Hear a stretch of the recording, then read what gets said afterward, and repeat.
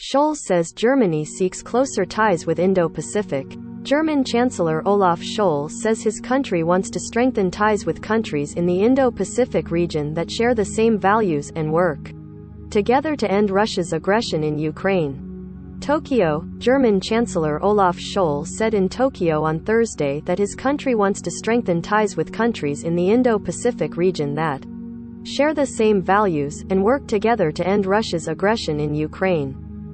My trip is a clear political signal that Germany and the European Union will continue and intensify their engagement with the Indo-Pacific region, Scholz said after meeting Prime Minister Fumio Kishida. Kishida said he and Scholz agreed that as members of the group of 7 industrialized nations they share a responsibility to work together to end Russian aggression and restore peace, stability and international order as quickly as possible.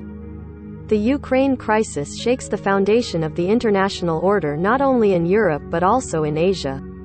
Any attempts to change the status quo must be avoided, especially in East Asia, Kishida said at a joint news conference.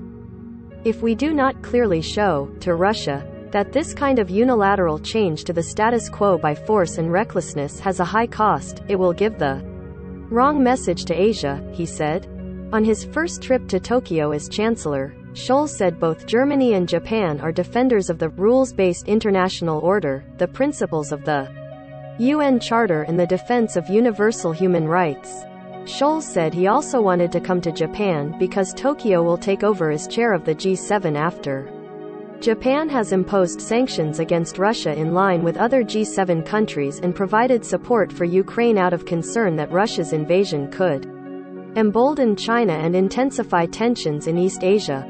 China has long sought to take control of independently governed Taiwan, and has threatened to do so by force if necessary. Japan has also provided Ukraine with non-lethal defense equipment in an exception to its policy against exporting military materials to nations in conflict.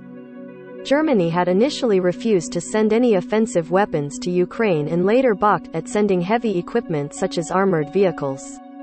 Scholz's government, under pressure domestically and from allies, recently reversed that policy and agreed to send offensive weapons and allow Ukraine to purchase German armaments, and to support weapon swaps with allies who in turn are sending heavy equipment to Ukraine. Japan hopes to work closely with Germany as strategic partners on various challenges that the international community faces, including responses to China.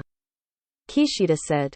Scholz said Germany and Japan also agreed to work together to strengthen economic cooperation in areas such as 5G technologies and economic security. He said ensuring that supply chains become less dependent on individual countries is a task that is more relevant than ever, in a reference to China. AP writer Frank Jordans in Berlin contributed to this report.